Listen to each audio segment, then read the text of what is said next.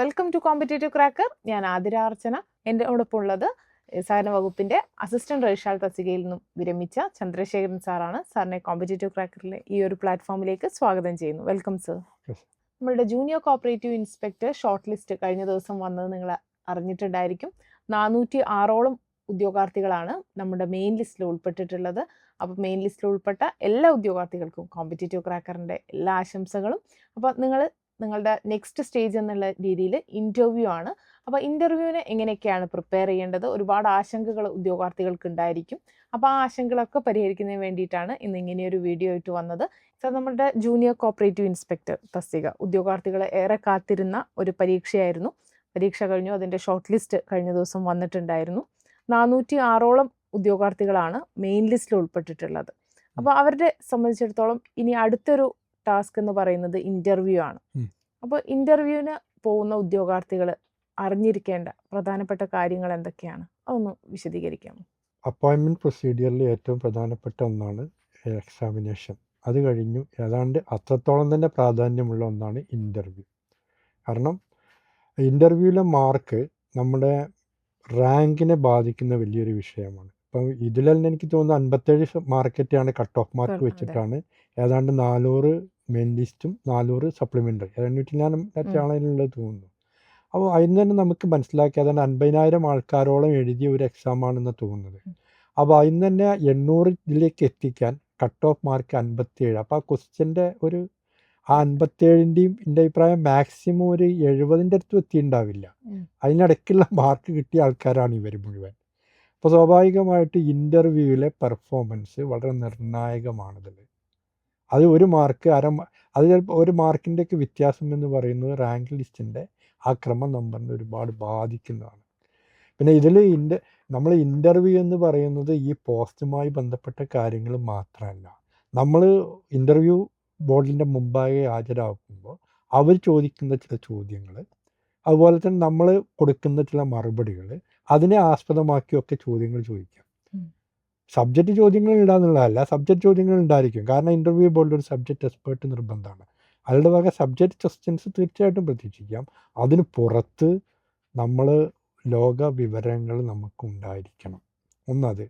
പിന്നെ ഇത് സഹകരണ സ്ഥാപനങ്ങളുമായി ബന്ധപ്പെട്ട ഒരു തസ്തിക ആയതുകൊണ്ട് തന്നെ സഹകരണ പ്രസ്ഥാനവുമായി ബന്ധപ്പെട്ടതും ഇന്ന് അതിൻ്റെ ചരിത്രം, അതിൻ്റെ പ്രസൻറ്റ് കണ്ടീഷൻ, ഇതിൻ്റെ സാധ്യതകൾ, ഇതൊക്കെ നമുക്ക് ഇൻ്റർവ്യൂവിൽ ചോദ്യങ്ങളായിട്ട് പരിണമിക്കാനുള്ള സകല സാധ്യതകളും ഉണ്ട്.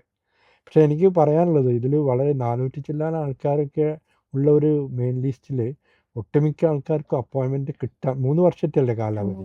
ഈ 3 വർഷത്തിൻ്റെ ഉള്ളിൽ അപ്പോയിൻമെൻറ്റ് കിട്ടാനുള്ള സാധ്യതകൾ വളരെ കൂടുതലാണ്. കാരണം എന്താ വെച്ചാൽ ഓരോ വർഷവും 30 വരെ നല്ലൊരു ശതമാനം ആൾക്കാർ റിട്ടയർ ചെയ്തുകൊണ്ടിരിക്കുകയാണ്.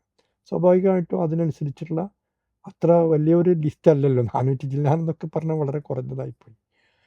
അപ്പോൾ അതുകൊണ്ട് തന്നെ നല്ലൊരു പെർഫോമൻസ്, നല്ല ഒരു തയ്യാറെടുപ്പ് നടത്തി ഇൻ്റർവ്യൂവിനെ അഭിമുഖീകരിച്ചു കഴിഞ്ഞാൽ ഈ എലിജിബിൾ ലിസ്റ്റിൽ നിന്ന് നിങ്ങൾക്ക് തീർച്ചയായിട്ടും നിയമനം പ്രതീക്ഷിക്കാം എന്നുള്ളതാണ്.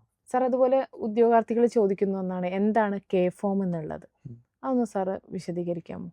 നമ്മളെ ജീവിതവുമായി ബന്ധപ്പെട്ട നമ്മളെ എഡ്യൂക്കേഷണൽ ക്വാളിഫിക്കേഷൻ, നമ്മുടെ എഡ്യൂക്കേഷൻ സ്ഥാപനങ്ങൾ, നമ്മളെല്ലാ ഡീറ്റെയിൽസും അതിൽ കൊടുക്കേണ്ടി വരും.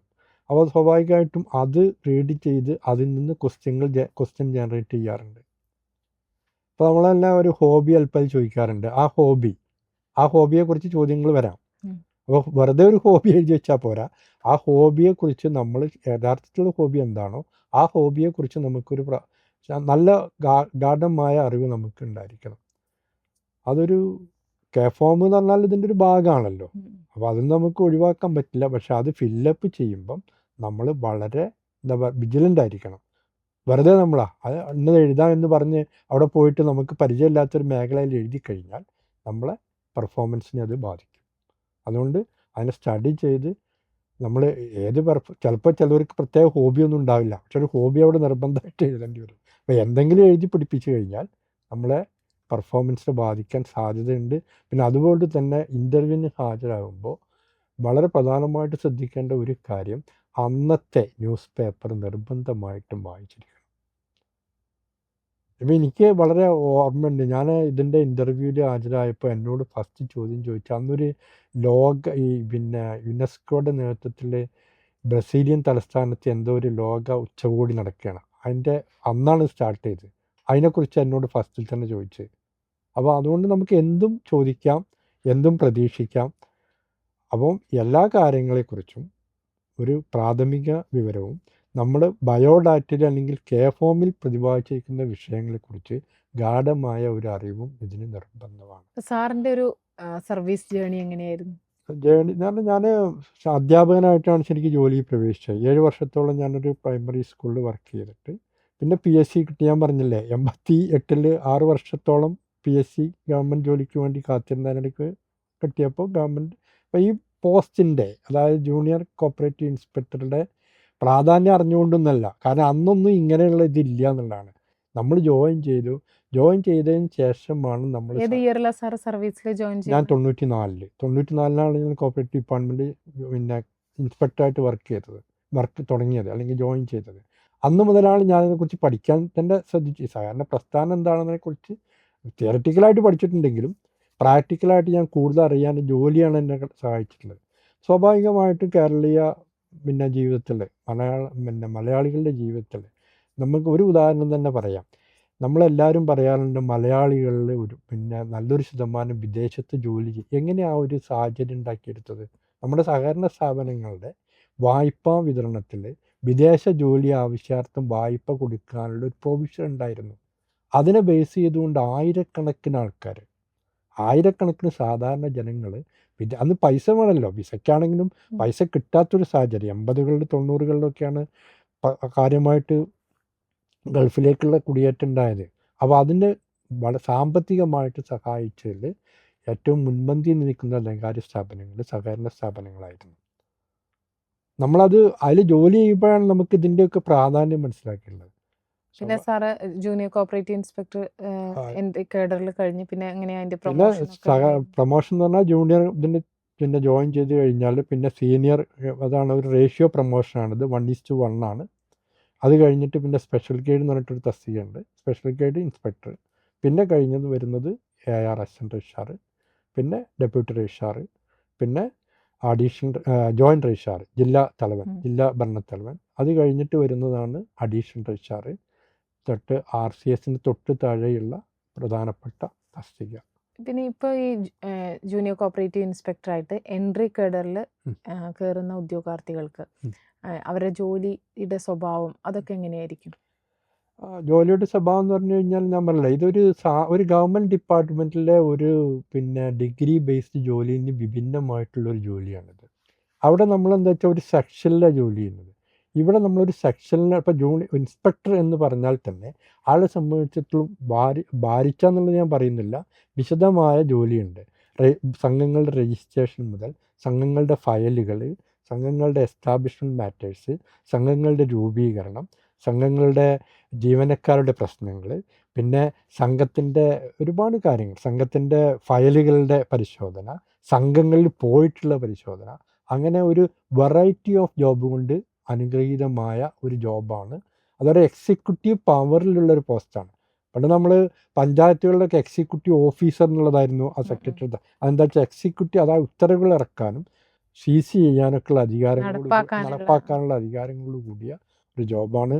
തീർച്ചയായിട്ടും ഇന്നത്തെ കേരള ഗവൺമെൻറ് സർവീസിൽ വളരെ ആകർഷകവും അഭിമാനകരവുമായിട്ടൊരു തസ്തികയാണ് ജൂനിയർ കോപ്പറേറ്റീവ് ഇൻസ്പെക്ടർ. പിന്നെ മറ്റുള്ള ഡിപ്പാർട്ട്മെൻറ്റിനെ അപേക്ഷിച്ച് നോക്കുമ്പോൾ പ്രൊമോഷൻ സാധ്യതയും കൂടുതലാണ്. ചുരുങ്ങിയത് ഒരു 15-16 വർഷത്തിനുള്ളിൽ നമ്മൾ ഗസറ്റഡ് റാങ്കിൽ തന്നെ ഇപ്പോൾ എത്തുന്നുണ്ട്. 16 വർഷത്തിൻ്റെ ഉള്ളിൽ നമ്മൾ അസിസ്റ്റന്റ് രജിസ്ട്രാർ ഗസറ്റഡ് തസ്തികയാണ്. ഗസറ്റഡ് തസ്തികയിലേക്ക് എത്തിപ്പെടാൻ പറ്റിയ അപൂർവം ചില ഡിപ്പാർട്ട്മെൻറ്റുകളിൽ ഒന്നാണ് സഹകരണ വകുപ്പ്. ഇതിൻ്റെ ഇപ്പോൾ സാറ് പോസ്റ്റിൻ്റെ പ്രത്യേകതകൾ പറഞ്ഞു, അതുപോലെ തന്നെ ഇപ്പോൾ അതിൻ്റെ പ്രൊമോഷൻ സാധ്യതകളൊക്കെ കുറിച്ച് പറഞ്ഞു. ഇനി ഈ ഒരു ഉദ്യോഗാർത്ഥികൾ 2 വിങ് ആണെന്ന് നമ്മൾ കേട്ടിട്ടുണ്ട്, ഓഡിറ്റ് വിങ്ങും ഇൻസ്പെക്ഷൻ വിങ്ങും. ഇതിൻ്റെ രീതികൾ എങ്ങനെയാണ്? അതായത് ഇൻസ്പെക്ഷൻ വിങ് എന്ന് പറഞ്ഞു കഴിഞ്ഞാൽ ഈ സഹകരണ സ്ഥാപനങ്ങളുടെ അഡ്മിനിസ്ട്രേറ്റീവ് ലെവലിലുള്ള കാര്യങ്ങൾ പരിശോധിക്കുക. അതായത് ഗവൺമെൻറ്റിൻ്റെ പദ്ധതികൾ, ഗവൺമെൻറ് നടപ്പിലാക്കുന്ന കാര്യങ്ങൾ, സഹകരണ സ്ഥാപനങ്ങളിൽ ഉള്ള ധനകാര്യ സ്ഥാപനങ്ങളാണ്. അതുകൊണ്ട് തന്നെ നിക്ഷേപകരുടെയും വായ്പക്കാരുടെയും കാര്യങ്ങൾ പിന്നെ നിയമാനുസൃതമായ രീതിയിൽ ഈ സ്ഥാപനങ്ങൾ ഫോളോ ചെയ്യുന്നുണ്ടെന്ന് പരിശോധിക്കുക. അങ്ങനെയുള്ള കാര്യങ്ങൾ അഡ്മിനിസ്ട്രേറ്റീവ് ഡിപ്പാർട്ട്മെൻറ്റിൽ വരുന്നത്. മറ്റേതെന്ന് പറഞ്ഞാൽ ഇവർ ചെയ്ത പ്രവർത്തികൾ ഓഡിറ്റ്, ധനകാര്യ സ്ഥാപനങ്ങളായതുകൊണ്ട് തന്നെ ഓഡിറ്റിന് വിധേയമാക്കുക.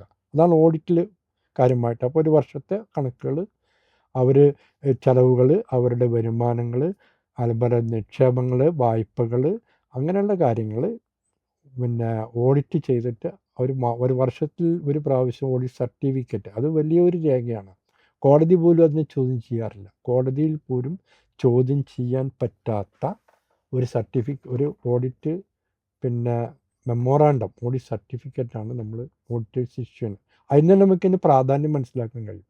ഓഡിറ്റിൽ നമ്മൾ എന്ത് എഴുതിയിട്ടുണ്ടോ അത് കോടതിയിൽ പോലും കോടതി പോലും വേറെ ഒരു പിന്നെ ഫർദർ എൻക്വയറി നടത്താതെ ഇതിൽ അംഗീകരിക്കപ്പെടുന്ന ഒരു രേഖയാണത്.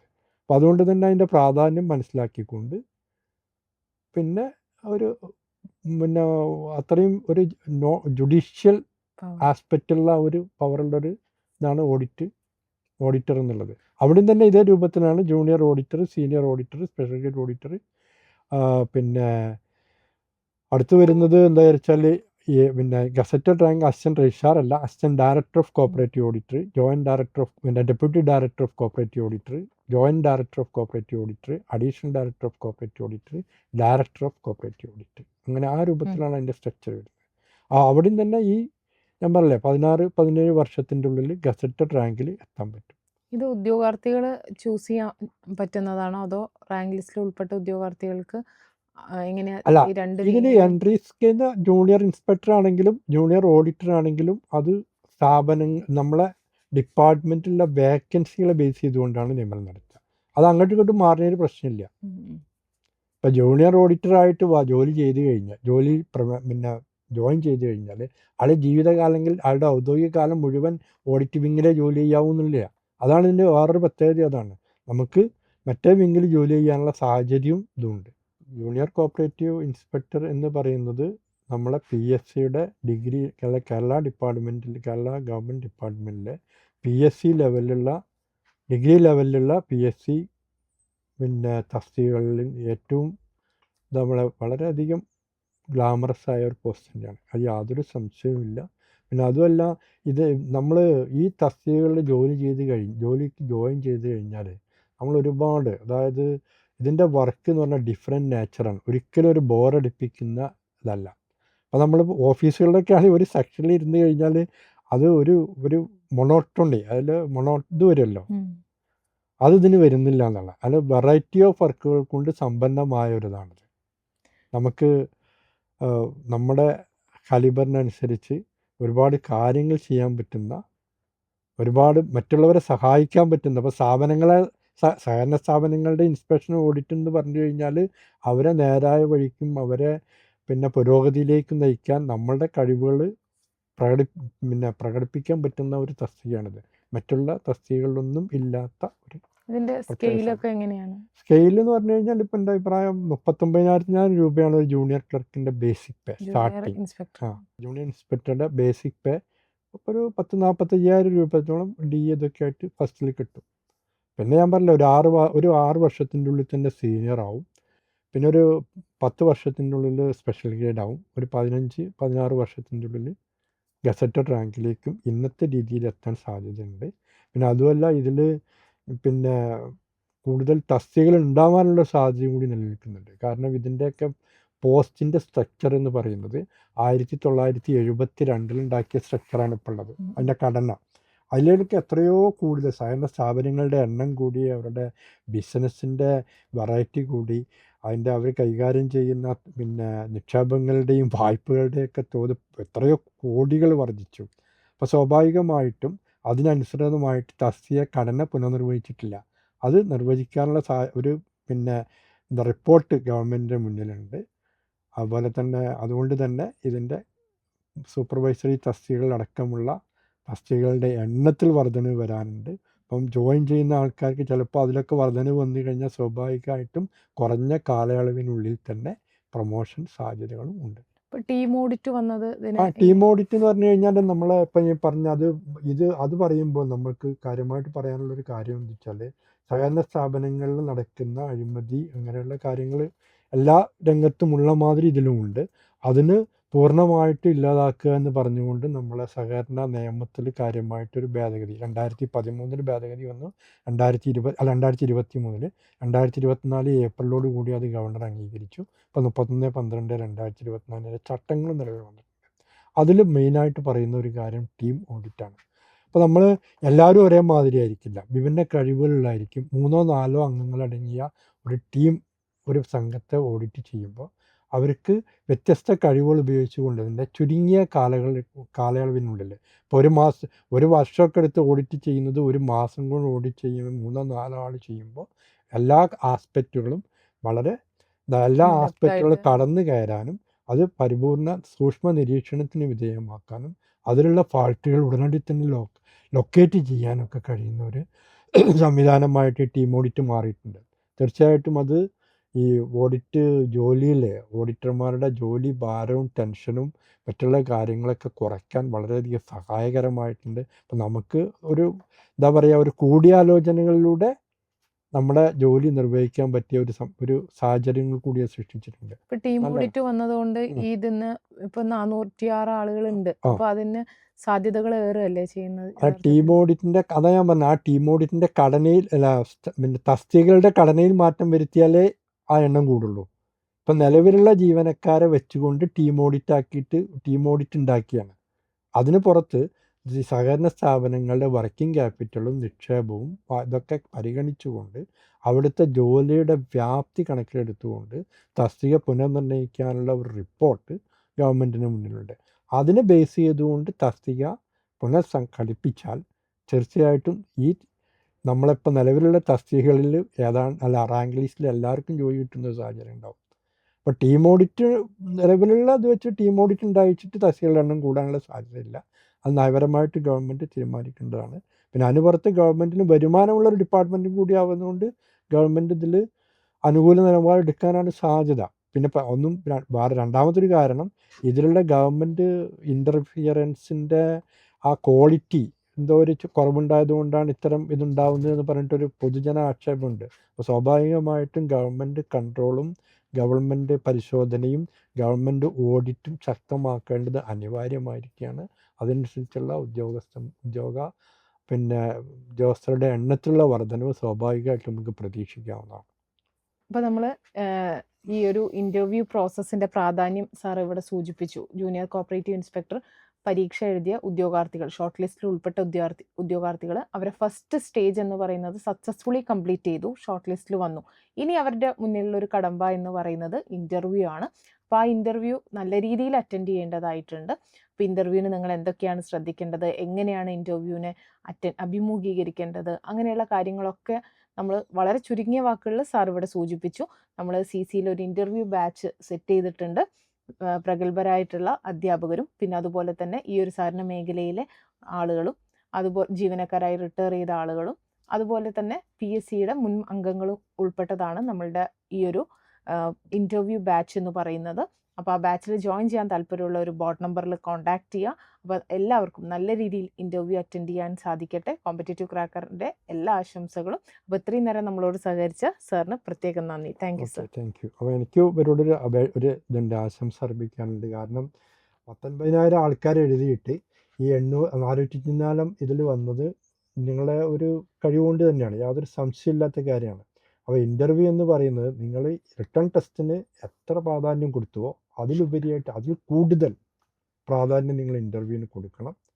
അത് ഒരിക്കലും നിങ്ങൾ അതിൽ അലസത വിചാരിക്കരുത്. കാരണം അതിൽ കുറയുന്ന ഓരോ മാർക്കും നിങ്ങളുടെ റാങ്കിൻ്റെ സ്ഥാനത്തിൽ ഒരുപാട് മാറ്റങ്ങൾക്ക് വിധേയമാക്കും. അതുകൊണ്ട് തന്നെ നിങ്ങൾ ആ കാര്യത്തിൽ ഒരിക്കലും അലംഭാവം കാണിക്കരുത്. എല്ലാവർക്കും വിജയാശംസകൾ നേരുന്നു. തീർച്ചയായിട്ടും നിങ്ങളുടെ ഗവൺമെൻറ് ജോലി എന്ന സ്വപ്നം ഇതിലൂടെ പൂവണിയട്ടെ എന്ന് ആത്മാർത്ഥമായിട്ട് ആശംസിച്ചുകൊണ്ട് നിർത്തുന്നു. നന്ദി, നമസ്കാരം.